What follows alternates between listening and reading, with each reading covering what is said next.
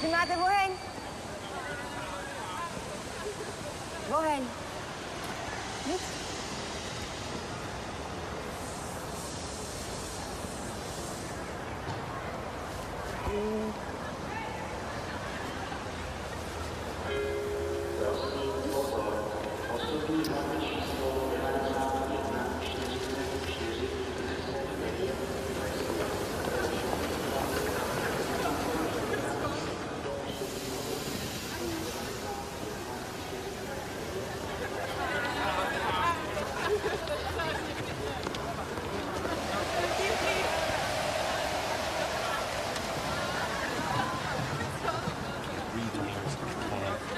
Now I got these college kids like a discotheque. Listen.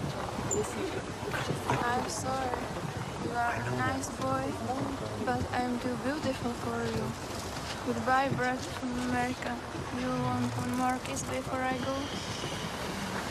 Are you kidding?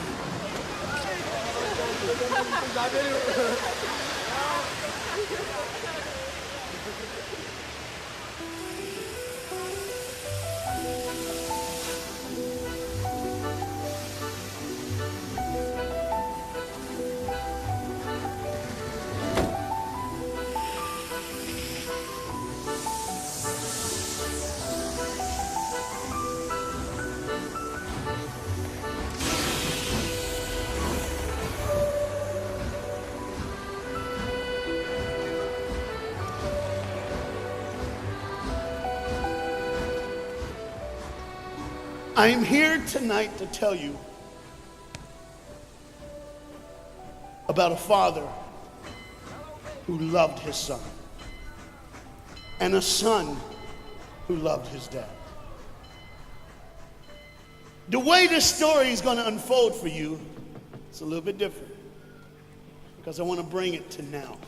You see, a dad would go home and he would go by the school, and every now and then he would pick up his son and say, "Son, why don't you go to work with me?" The boy loved that. And when his dad would just come and pick him up, he was the happiest boy ever. He knew that he would get to spend the afternoon with his father at work, and he would get his coat and they would walk, and he would bring hot chocolate for his son for it's really cold, and they would go through. But this boy was different. This boy would see things. This boy wasn't normal. And when they were walking one afternoon going to where dad worked, this boy would notice things that other people wouldn't notice. He see things other people wouldn't see. He sees a man in a bathrobe in the middle of the street who's yelling at a second-story window. He sees a woman who's very angry at him and doesn't really want to hear what he says. This boy, as the rest of the world hustles by, he slows down. He sees the hurt and the pain. He sees the anguish and the sorrow. He sees the window close and a desperate man trying to get his work out.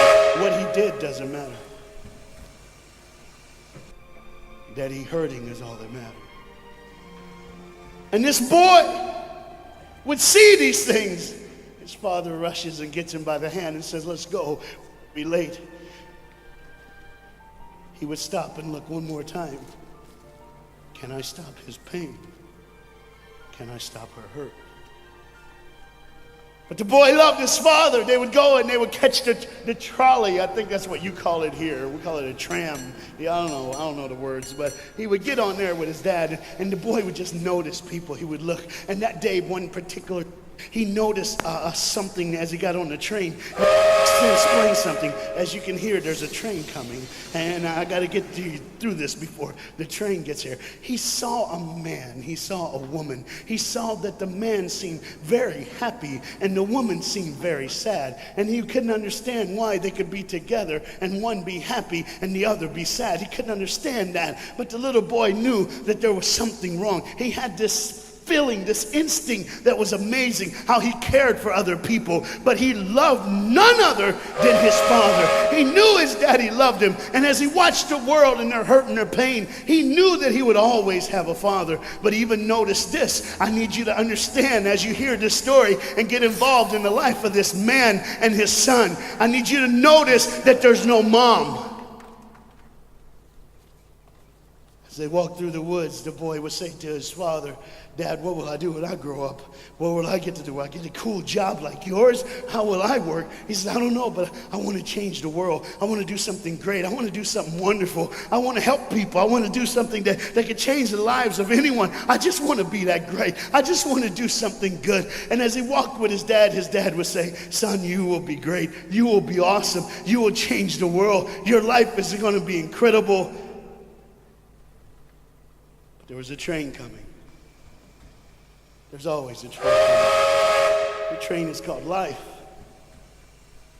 We're all on the train of life, just riding.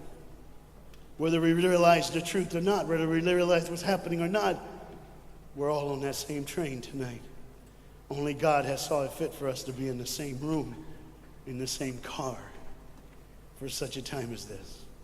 When they get to the edge of the train track, he could see where his father worked. You see the bridge? That's what his dad did. You see, the bridge was very, very important. Boats needed to come to the harbor to get off their goods so they could make money. But trains were coming with people going from one town to the next. Not many cars in Europe, so they couldn't use a lot of that. So many people, not enough roads, so everybody used that train to get from the town to town to get to work and to get home.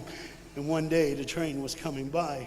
What you have to understand is that boy loved going to work with his dad. He would stay right by the river's edge and he would do what he loved to do the most. Let me explain that. He loved to fish. Anybody like to fish here? Oh, all the guys go, The dad looks at his boy and he says, son, now remember the rules. You got to stay right here because I can see you from the window right here. Don't get out of the sight of this window because you got to stay there so I know you're safe. Catch you something good to eat. But as you can hear, the train's coming. The father's job was cool. If I wasn't a preacher, I wouldn't mind doing that. Get to work. Get grease on you. Even if you didn't have to, you just squirt it on you like you feel like you did something. That's what I would do. There was a boat coming in the harbor. Timing is very essential. I'll go ahead and give you the key. The key is this. There's always a light. Everybody say light. Say it again. One more time. There's a light that the train conductor needs to see. If that light is green, he can go. If it's red, he must stop. You see, God has given us road signs in our life that we must read. Lines that tell us to go and lines that tell us to stop. Whether we read those and believe them or not is up to us. That's why some of you have fallen and you cannot get up. But tonight, that's why I'm here. The boat needed to come through, so he called, and the man said, okay, I got time. It's a long time before the train should come. So he pulls the lever, as you just saw, and the big, huge stone steel bridge, the gears started turning. They started cranking the steam. All of a sudden, gears are moving, and that big, huge bridge is just starting to go up. As it rises higher and higher, he has to watch and make sure everything's set, everything's good, everything's fine. As he looks out the window, he could see everything, but the dad, being a good dad, keeps one eye on his work, but the other eye on his baby. One eye on the world, but the other eye on his children. You think God doesn't know where you are? He keeps one eye on his world and one eye on his child. No matter what you've done or where you've been, it's one eye on the world, but the other eye's on you. He's watched you and he's kept you. Even though your train is coming down the track, he understands that. And even though sometimes, I don't want to get ahead of myself. See the red light? He didn't see it.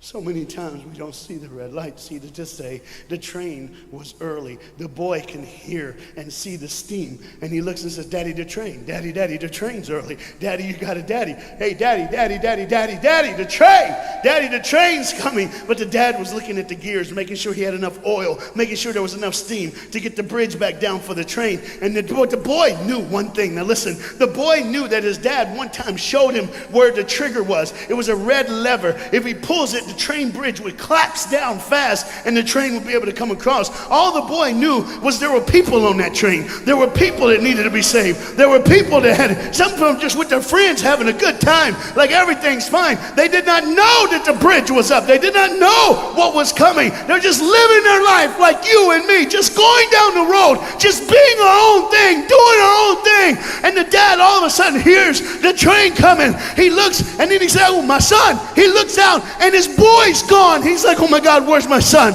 Where's my son? He got to figure out. He looks back just in time to see his son trying to save the day. All he had to do was pull that lever. He reaches in to pull it, and the boy pulls too far, and he falls in the hole. Now it's on the father, and God the Father, did you hear me? God the Father has to make a choice. It's his now. Do I save my son, or do I save the world? But they don't even know. They don't even know. The greatest decision of his life. He could blame it on them not seeing the red light. He could blame it doesn't matter anymore.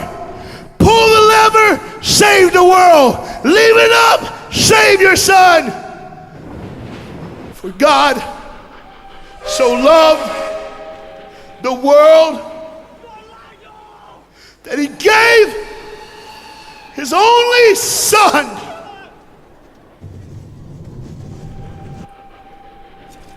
Whosoever believes in him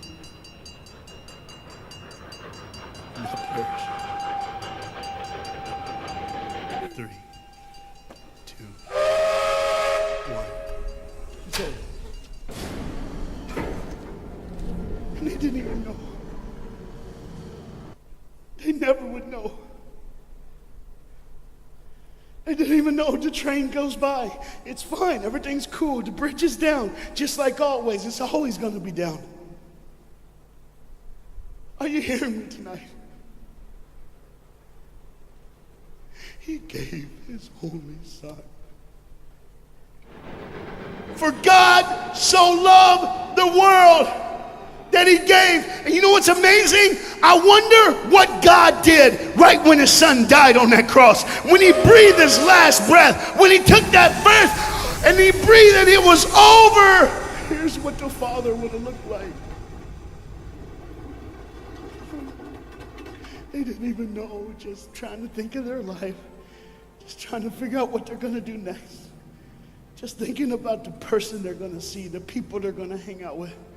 Just trying to be, just loving, caring. Doesn't matter if you're blind. Doesn't matter if you're putting on a little more makeup, trying to look pretty for somebody, or just wearing another mask. It doesn't matter. God gave his son for you. What will I do when I grow up? Where will I go when I grow up? What can I change? And there was a girl in the bathroom on the train, liquefying her heroin to shoot up one more time. He died for her. He died for her. But in one moment, are you listening? In one moment, as the Bible says, everybody gets a chance. In one moment, to see the look of the Father when he knows when you realize what he did for you, when you realize the sacrifice, when you realize he let his son die so that you can live, when you realize what he did, no matter what you're doing, no matter where you're at in this life, no matter what you're a part of, you gotta stop. You gotta stop. Even if it's for 1 second, and think, my God, he did it for me. He did it for me. And I pray to God you drop what you're doing. Drop what you're doing. With all the pain and the hurt and the sorrow in the world, he did it for you. That's why you're so quiet. You see, the train's coming. The train's coming. Everybody has things, you have ways of I don't want to do that. I don't want to, but why do I keep doing it? Even Paul said, why do I do? My flesh tells me, and I do what I know is wrong, and I don't do what I know is right. You got to understand tonight, the fight is on, and we can win. We become more than conquerors through Jesus Christ. And I'm not preaching just for me, I'm preaching on behalf of you. But what you got to understand is, there had to be a moment in those 3 days when Jesus died on a Friday and rose again on a Sunday. There had to be this moment. Go ahead, look at the screen. When it was just God and his baby and his son.